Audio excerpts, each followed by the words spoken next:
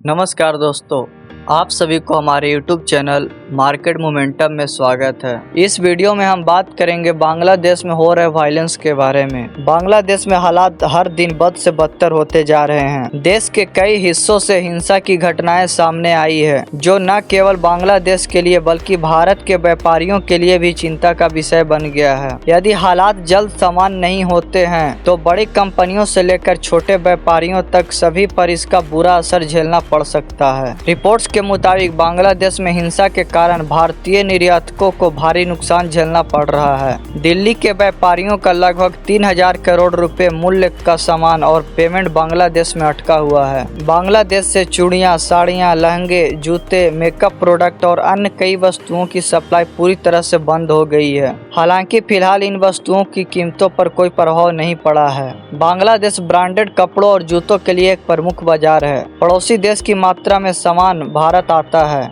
कई भारतीय कंपनियों ने वहां प्रोडक्शन यूनिट भी लगाई है ताकि मैन्युफैक्चरिंग कॉस्ट को कम किया जा सके। सिलाई और लेबर कॉस्ट भी भारत की तुलना में सस्ती होने के कारण दिल्ली के कई व्यापारी अपने लहंगे और अन्य कपड़ों की सिलाई बांग्लादेश में ही कराते हैं। बांग्लादेश को कई प्रकार के सामान निर्यात किए जाते हैं। हालांकि मौजूदा स्थिति के कारण दोनों देशों के बीच व्यापार पूरी तरह से ठप हो गया है। वर्तमान में ट्रकों को किसी भी परिस्थिति में बांग्लादेश जाने की अनुमति नहीं है। कार, बाइक और ई रिक्शा के स्पेयर पार्ट्स का निर्यात करने वाले कई व्यापारी, जिनमें करोल बाग और कश्मीरी गेट के प्रमुख व्यापारी हैं, उनको भारी नुकसान हो रहा है। करोल बाग के एक सप्लायर ने बताया कि हर दिन हजारों टन सामान बांग्लादेश भेजा जाता था, लेकिन अस्थिरता के कारण निर्यात और आयात पूरी तरह से बंद हो गया है। उन्होंने आगे बताया कि करोड़ों रुपए का पेमेंट भी अभी पेंडिंग पड़ा हुआ है। जिन व्यापारियों का पेमेंट हिंसा के कारण अटका हुआ है, उनके लिए बांग्लादेश स्थिति भारतीय दूतावास ही मुख्य सहारा बना हुआ है। कुछ व्यापारियों ने अपनी चिंताओं के साथ बांग्लादेश स्थिति भारतीय दूतावास के अधिकारियों से संपर्क किया है।